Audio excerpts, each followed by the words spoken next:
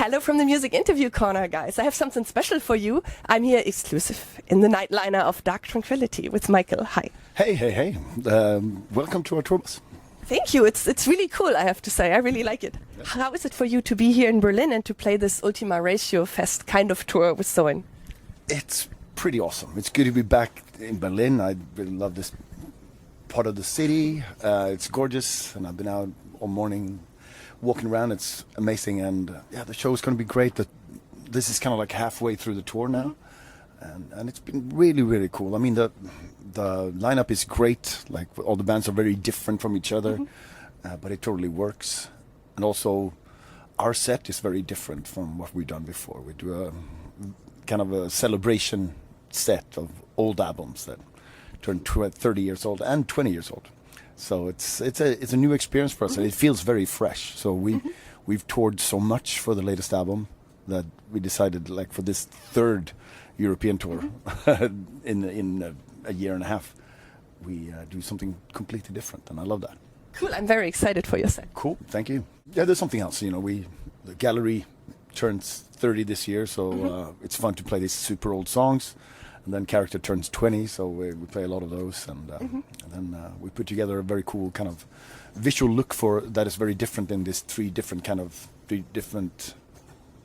versions of the show every night. So it's really exciting. I love how it turned out, and the audience has been incredible every night. So cool. And what's your favorite song to play live? Oh, it's probably something from the gallery. It's even like Eden Spring or Punish My Heaven, because we just haven't played them in such a long time, and it brings back a lot of memories, like from when we did play them, and when we wrote them, and all that stuff in 94, 95, 96. And speaking of the history of your band, in 1989 you started out under the name Septic Broiler. Yeah. How did you get from there to Dark Tranquillity?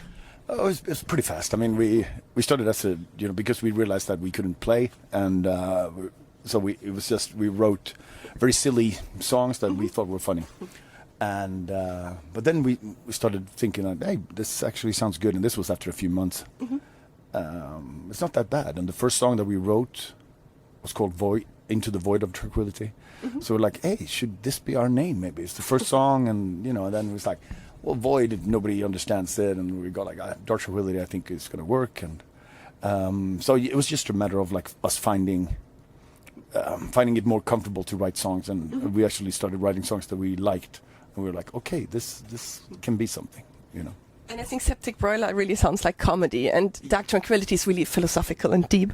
Yeah, we wanted to write something serious, and we wanted to write something that was different from what other bands were doing at the time, and so we took it very seriously. But we started out just as something fun to do because we were bored out of our minds, and we were 14-year-old assholes, Is it possible for your fans to somewhere hear those like 14-year-old asshole guys songs from the Septic Broiler era? I mean, we did make a demo. It's called Enfeebled Earth, and it's really crappy, really crappy. But I think it's probably out there somewhere. I've signed a few copies of it, so we actually sold it, and really? So there are some underground collectors that have them. So it's real. And last August, you released your 13th studio album, Endtime Signals. Yes. How was it to record for the very first time with Christian and Joachim? It was awesome. Like, we wrote this album in a different way.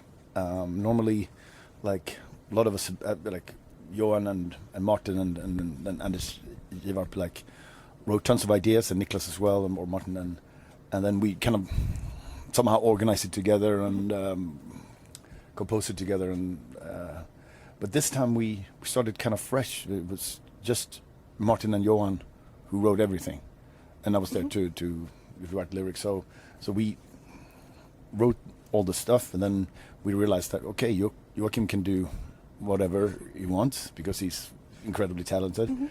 And Christian is great. Like, he has this really cool sense of rhythm, and and I've known him for such a long time, and so we kind of knew how to kind of use their strength, and then we started doing demos and upon demos and demos. So it kind of like gradually grew together, and I really loved it. I mean, there's always a lot of stress and anxiety and fear, you know, when you write an album, because you never think it's good enough, you know. But it turned out amazingly well, and I love, like, Joachim recorded the drums in Örebro in Fascination Street, and I wasn't there unfortunately, but damn, it sounded amazing. Christian recorded it in like a couple of days in Gothenburg, and it was, it turned out incredibly well, and I'm insanely proud of it. But after all these years, you still feel it's not good enough? You still have this kind of imposter syndrome feelings sometimes? Always, and I think it's a very Scandinavian thing to not really be comfortable with, to not really have that confidence in yourself. You know, I know that everybody else is going to do a fantastic job, but I don't think that I will.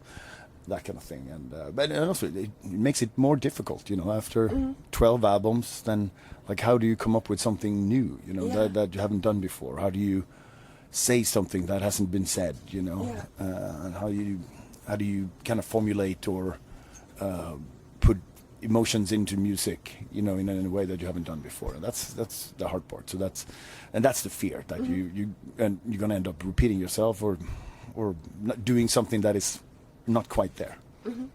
Like it's typically like the modest Scandinavians, down to earth and modest. I've lived in Finland for a long time, so so then you understand.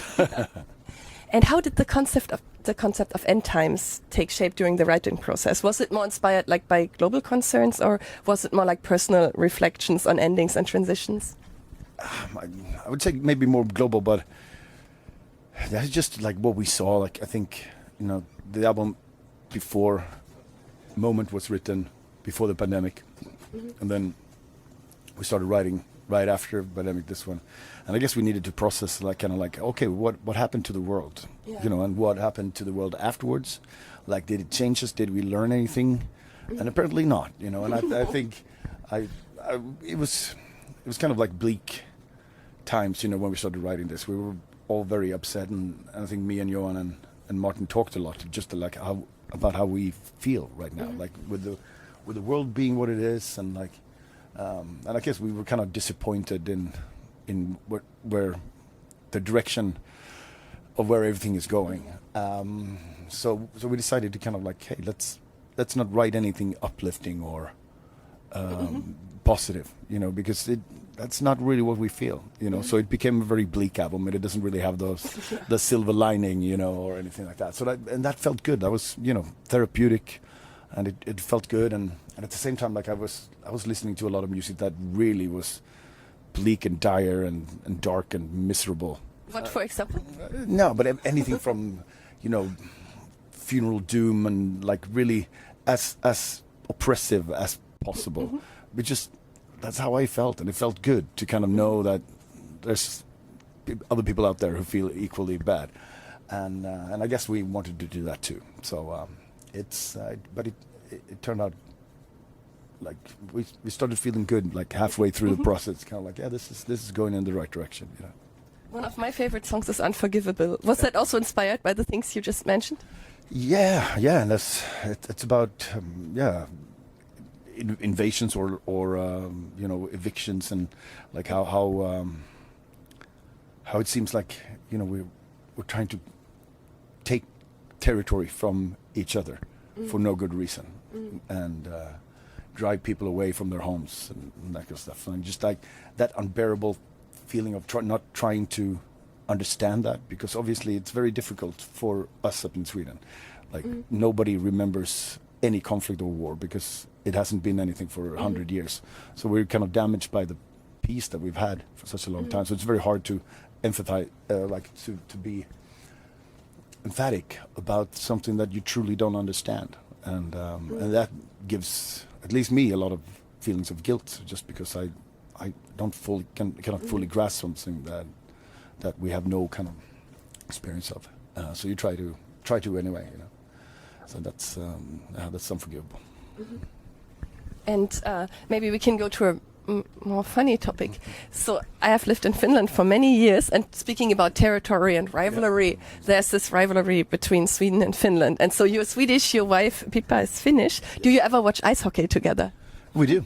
We're not really into sports, but those are the things that we know. Finkampen and hockey is what we watch, but it's super fun. Like I really like it. It becomes the thing we do at home, and of course, I have a lot of Finnish friends and bandmates and stuff. So that's part of that adds to the rivalry, which is nice. Okay, but no like personal conflicts between you and your wife over ice hockey, and who wins? No. We don't take it that seriously. That's good. Yeah.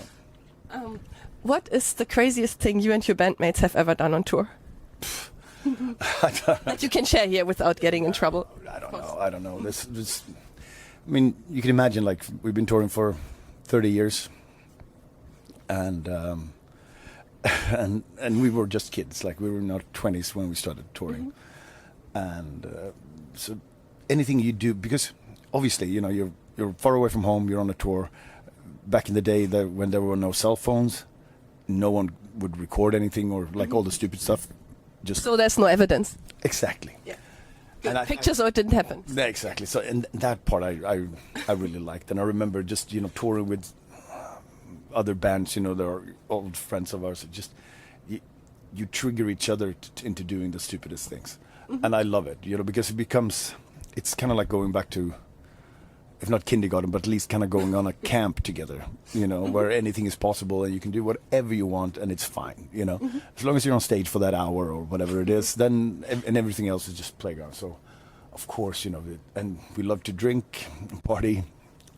Scandinavian, yeah. Yeah, exactly. So, I mean, it gets really silly really fast.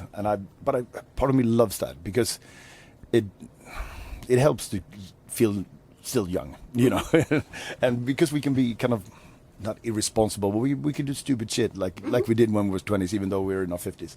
It's I really like that, and it's good kind of thing to get away sometimes, you know. You just go out, have fun with your friends, and then you come home, and then you can be the responsible adult again, you know.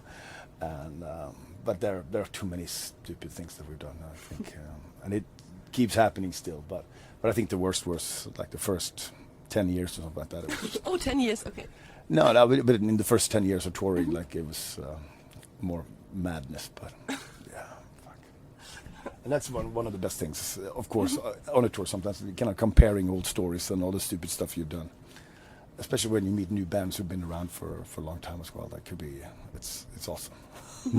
And speaking of responsible adults, what would your set list look like if you would allow your parents to pick the songs? Oh, it would probably just be very slow songs, clean vocals and that kind of stuff. Yeah, they dig it. They kind of like some of the songs, but nah, not really their thing. Like, they will come to a show every once in a while, which is fine. But yeah, they like when I don't scream as much. Okay. What's the craziest thing a fan has ever said to you after a concert? Oh, I mean, sometimes it's crazy things like, you know, they built kind of like it was one guy who wrote like a long story that involved me, because it was kind of like he wrote this. It wasn't like fan fiction. Yeah, kind of. And it was not fantasy, but it was like some kind of science fiction story that had me as the main character, and it was kind of built on some of the songs and stuff like that. And I was like, oh, you have too much free time, my friend. But it was still pretty awesome. And I mean, I've met people whose kids are named after me. So they, even though they're Spanish or Italian, they're Mikael with the same spelling as me, which is awesome as well. Of course, very flattering.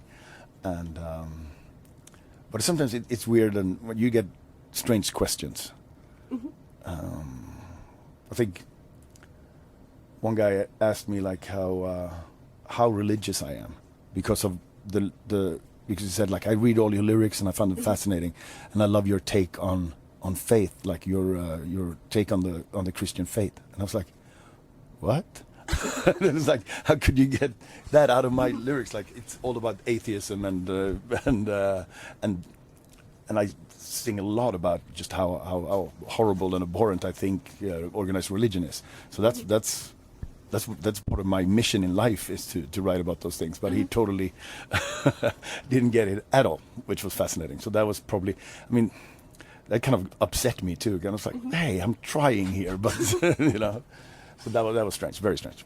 And what's the craziest thing a fan has ever done at one of your concerts? Oh, I mean, they've exposed themselves. Okay. They have, I think, what my favorite thing, I have a friend in France and she's awesome. And she goes to all the shows, but she's in a wheelchair. But she will crowd surf all the way to the stage. Oh, cool. And come up and join me, and then she sits on stage for a few songs, and then she goes back, and I love that, and it makes me so happy because she's like, fuck, she hates her disability, but she doesn't care, like, and just, like, go for it. I just, you know, I want to be in the crowd, I want to be in the mosh pit and stuff like that with her chair, and she just doesn't care, and I think that's one of the coolest things I've ever seen. And when I first met her, I was so amazed about just how passionate and kind of like, fuck this shit. I'm better than my disability, you know, and I can do this. So that's probably my favorite thing. That's amazing. I worked this summer at Rockhart's Festival, and they also have people in wheelchairs crowd surfing, and it's really cool.